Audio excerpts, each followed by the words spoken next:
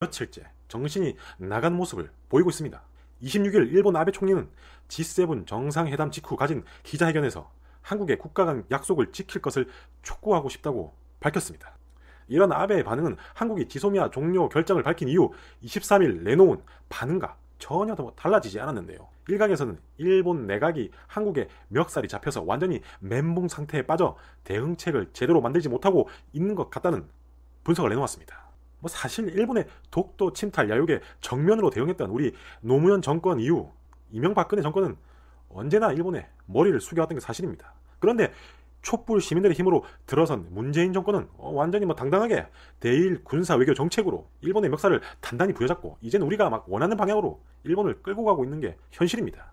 그러니 일본은 속으로 무시하던 상대에게 도리어 멱살을 잡혀 질질 끌려가고 있으니 얼마나 속으로 모욕감을 느끼고 멘탈이 탈탈 털려가지고 정신이 완전 나갔겠습니까?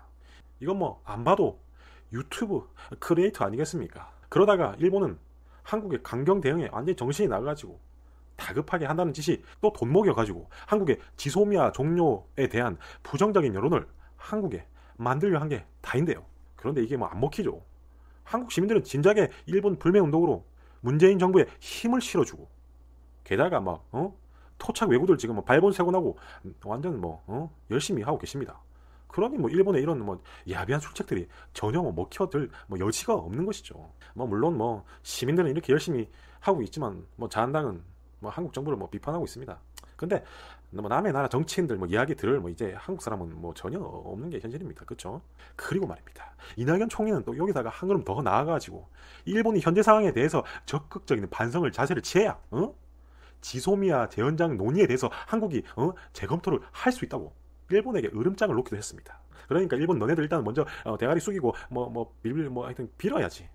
그때 가서 한국이 한번 생각이라도 한번 해보겠다. 이렇게 일본에게 경고한 것입니다. 이게 완전히 판이 뒤집힌 것이죠. 게다가 연일 방사포 실험을 이어가던 북한은 일본을 향해 인류의 경고를 무시하고 겁질긴 침략 야욕과 무모한 광증에 매달려 얻을 것은 참담한 파멸뿐이라는 것은 일본의 수치스러운 패전사가 실증해준 교훈이다. 지난날 일제에 의해 고통과 불행을 강요당한 아시아 인민들은 물론 국제사회는 일본의 군사 대국화와 자위대의 무제한한 해외 진출을 지켜보고만 있지 않을 것이다. 일본은 전쟁 국가로의 질주가 섬나라의 종말을 동반한다는 것을 한시도 잊지 말아야 한다. 이렇게 일본 너네 이런 또 센 성명을 발표하면서 한국의 지소미아 종료 결정에 힘을 실어주고 한국의 멱살 잡혀 질질 끌려다니는 일본의 빰따구로 세게만 한 대 때렸습니다. 그리고 마지막으로 한국은 지소미아 종료 결정 직후 세계에 보란듯이 동해 영토 수호 훈련을 실시했고 일본과 전 세계에 대한민국의 군사력을 가시했습니다. 역시 대한민국 아닙니까 이게 바로. 그렇다면 일본은 한국의 강경 대응에 앞으로 어떤 방법으로 대응할까요? 군사 안보 전문가들은 실질적으로 일본은 한국에 대응할 카드가 별로 없는 게 현실이라고 이야기하고 있습니다. 고작 해봐야 내일부터 한국을 백색 국가에서 제외하는 조치를 하면서 한국을 또 건드리겠지만 사실 이 조치가 예고된 지도 벌써 2달이 넘어가기 때문에 한국은 이미 모든 대응안이 나온 상황입니다. 그러니까 물론 단기간에 조금 문제가 될 수 있겠지만 길게 보면 결국 한국에 이점이 더 많은 상황이라는 것이죠. 게다가 이번 G7 회의에서 아베가 트럼프 앞에서 보여준 표정은 현재 일본이 얼마나 코너에 몰려있는지 그런 속사정을 그대로 보여주고 있는 것입니다. 아이고 아베야 그 표정 참말로 그런 표정 지어서 되겠니 네가. 그러게 말입니다. 왜 그래 가만히 있는 한국에 시비를 걸어가지고 스스로 무덤 파고 들어가고 있는지 이게 참 일본 참 이해할 수 없고 참 이해하기도 싫고 참 아둔하고 답답한 그런 나라입니다. 사실 개인적으로 요즘 저는 또 답답한 일이 많았는데요. 하지만 문재인 정부가 일본의 멱살을 잡고 끌고 다니는 모습을 보여줄 때마다 정말 신나고 가슴에 답답함이 많이 줄어드는 것을 느낍니다. 정말 우리 조국을 수호하고 조국을 지키고 조국의 참 번영을 아시아 방송은 북한 국경 지역에서 주민들한테 지금 대중국 비상경제력을 발동했다고 밝혔습니다. 북한 당국이 양강도 국경 지역 주민들에게 비상경제력을 내렸다는 소식인데 지난 18일 중국 장백현 13도구에서 북한을 거세게 비난하는 확성기 방송 이후 북한 국가안전보위성이 나서서 중국에 대한 비상경제령을 내렸다고 소식통들은 전했습니다. 양강도 접경지역의 한 주민소식통은 29일 요즘 양강도 김정숙 군을 비롯한 국경 지역의 집집마다 군이나 당이나 통복과나 또 보위부, 보안소에 직통전화 안내판이 나붙었다며 중국 측에서 우리를 비난하는 방송을 하거나 사소한 사건이라도 일으키는 것을 목격한 주민들은 해당 기관에 즉시 신고하도록 비상경계망이 조직됐다고 밝혔으며 소식통은 지금까지 조중 북한과 중국 국경지역에서 별의별 사건이 다 일어났지만 중앙에서 이 국가안전보위부 중앙에서 직접 중국 측에 대한 비상경계령을 내리고 주민신고체제를 취한 것은 역사상 처음이다라고 밝혔습니다. 앞서 제가 방송을 해드렸죠. 지금 중국에 있는 이 장백현 13도구 쪽 하고 김정숙 군, 양강도, 이 해산 쪽에 왔다 갔다 가면서 하루에 3시간씩 방송한다는 거 아닙니까? 야, 이 조선 거지 같은 쌍간나 새끼들, 오지 말라. 오문고조, 이 쌍간나 새끼들, 어째 니가 지금 팔 딱 잘라버리겠음.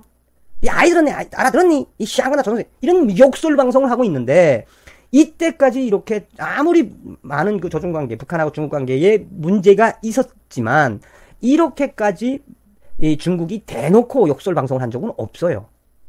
그러니까, 국가안전보위부가 발칵 뒤집혀졌다고 자유아시아 방송은 밝혔습니다. 자유아시아 방송은 지난 18일 중국 장백현 13도구 지역에서 우리 측 양강도 국경지역을 향해 학성기로 맹렬한 비난 방송을 했는데 이 사건이 중앙에까지 보고되면서 평양에까지 보고되면서 정치적으로 아주 미묘한 분위기가 조성되고 있다고 밝혔습니다. 그러면서 소식통은 당시 중국 장백현에서 양강도 국경지역을 향해 불어댄 방송 내용은 거지같은 삐처션 이 도둑놈 새끼 이 동영상 봤으면 참 재미있을 뻔했는데 중국이 북한을 향해서 이 삐쳐 이 거지 같은 조선 도둑놈의 새끼들 그냥 온갖 입에 담지 못할 욕설을 중국말과 조선말로 3시간 넘게 방송을 했다면서 이런 욕설에 가까운 방송 내용을 보위부 지도원이 군 보위부에 보고하면서 중앙에까지 올라갔다며 중앙에서 내려와서 북중 관계 국경에 있는 방송하는 내용을 여러 번 모니터를 해갔다. 그리고 그 모니터를 한 상태에서 조치가 내려왔다. 어떤 조치? 대중국 경계령이다. 경계령을 내렸다는 거예요. 대중국 경계령. 중국 조심하라. 그리고 중국이 또 이런 욕설 방송하면 보고하라. 라고 소식통이 전했다고 합니다. 소식통은 또 욕설 방송이 위까지 보고된 이후에, 평양까지 보고된 이후에 양강도 당 선전 부위원장과 보위부 부부장 등 이 여지의 당 간부들이 국경 지역 주민들을 대상으로 비상회의를 개최하였다며 비상회의에서는 중국이 조선을 그처럼 비난하는데도 신고하는 사람이 왜 한 명도 없었느냐 라는 것을 강하게 추궁하면서 당 조직과 사법기관은 이런 이 긴급 전화번호를 알려준 이 전화에 다시 또 중국이 계속 우리 이 조선을 향해서 이 역설 방송을 하거나 나아가서는 뭐 그렇다고 이 중국 사람들이 북한에다 대고 뭐 김정은을 욕하겠습니까? 하도 도둑질하러 몰려오니까 그거에 대한 조치로 야 이 쌍간다 새끼들 오지 말라 이 쌍놈 새끼들아 야 와가지고 인삼이나 훔쳐가고 쌀이나 훔쳐가고 이 조선 도둑놈 새끼들 그 원성에 의해서 한 거를 북한의 보위부는 굉장히 심각하다. 중국하고 우리는 경계해야 된다. 이제 비상 경계령 발동이 바로 그거라는 거예요. 적대적으로 보는 얘기. 적대적으로. 중국 장백현에서 북한을 향해 왜 이런 비난 방송을 하느냐는 질문에 대해 장백현의 한 간부 소식통은 그러니까 지금 현 정부 차원에서 비난 방송을 한 것은 아니고 북조선과 마주하고 있는 장백현 13도구 지역 주민들이 자체로 한 방송이라며 북조선의 국경경비대 군인들과 국경 지역 주민들이 계속해서 중국으로 넘어와서 장백 지역에서 애지중지 재배하던 인삼과 산삼을 훔쳐가지 않나, 염소와 양을 훔쳐가지 않나, 돼지와 닭을 훔쳐가지 않나, 뭐 쌀은 당연하고 거기에다가 살인까지 저지르고 뭐 이러니 화가 나서 막 욕설을 한 거다.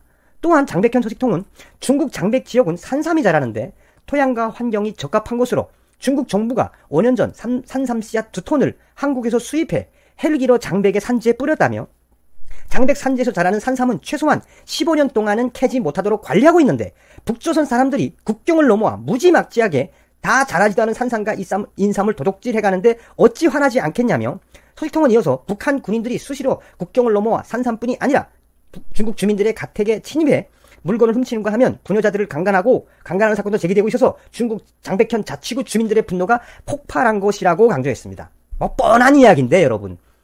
제가 며칠 전에도 방송을 했지 않습니까?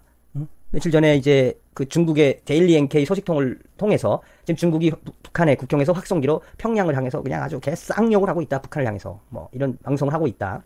그리고 이 방송은 주로 중국말하고 북한말, 조선말을 번갈아 가면서 하고 있다. 여기 딱 나오는 게 뭡니까? 이 거지 같은 도둑놈들아, 도둑질하러 오지 말라. 다시 오면 손모가지를 자르겠다. 야, 이런 아무리 중국 사람들이 화나도 이렇게까지 표현 안 하거든. 그게 다 조선족들이에요, 여기 마을에 장백현에는 또. 그런데 얼마나 도둑질이 심하면 툭 하면 중국 국경 경비대들이 툭 하면 넘어가서 그 마을에 가가지고 도둑질 해오고 뭐 옷 같은 거 훔쳐오는 건 뭐 일도 아니에요. 여기 나오지 않습니까? 자유아시아 방송에도 이 부녀자들까지도 강간을 하고 이게 이 북한 그러니 조선족들은 그 북한 새끼들 그 가만 놔두면 안 되고 왜 가만 놔둬 잡아다가 그냥 공안에다가 그냥 참 속상한 뉴스들입니다. 이런 거 보면 또한 얼마나 북한이 중국에 가서 범죄를 많이 일으키는지 중국은 이제는 여권 외에 북한 이민보위부에서 발행을 한 무범죄 확인서가 없으면 중국에 못 들어가요. 그 무범죄 확인서가 있어야 중국에 들어서 장사를 하거든.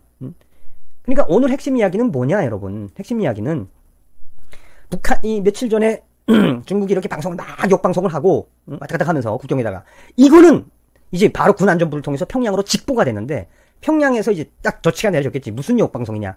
왜냐면 처음이거든 이거. 이런 적이. 방송까지 동원돼서 북한에다 개시향력을 한 건 처음이에요. 조선족 동지들 잘했어요. 아주 잘했어. 그러니까 갑자기 이게 야 중국에서 대놓고 하는 거 아니야? 중국 정부가. 이렇게 해서 중앙에다 보고가 된 거야. 그래서 보고가 돼서 내려와서 역방송하는 거다 모니터하고 이제 딱 결론 내린 것이 바로 뭐냐.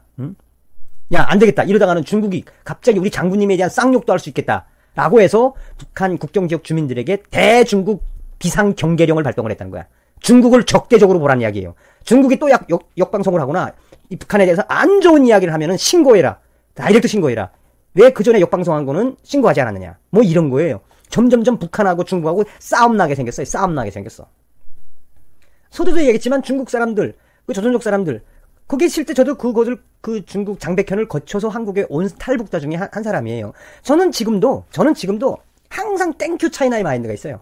그래서 중국 공산당을 좋아한다는 것이 아니라 제가 95년도에 압록강을 넘어가지고 소리고저 조선족이 없었으면 못 왔어요. 그래서 항상 그 조선족, 그리고 베이징에서 북한 대사관, 한국 대사관 들어가려고 도와줬던 한족들, 그런 중국 인민들은 땡큐야. 항상 감사해. 그런데 그 조선족 사람들이 그렇게 제 경험상으로는 그렇게 영악하지가 않아요. 근데 하도 그 조선족 마을